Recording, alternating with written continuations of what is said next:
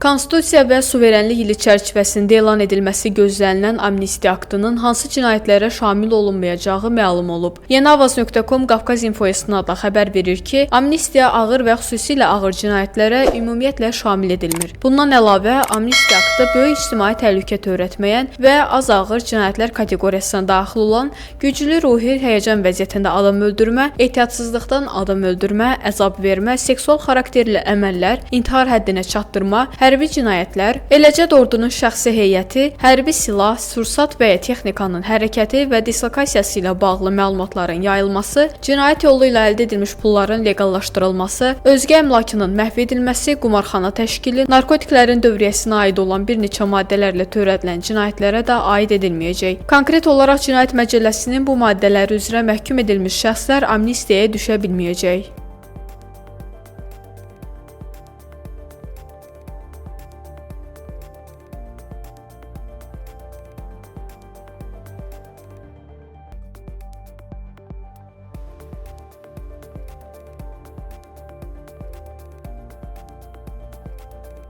Amnistiya aktı elan edildikdən ən gecə 4 ay ərzində icra edilməlidir.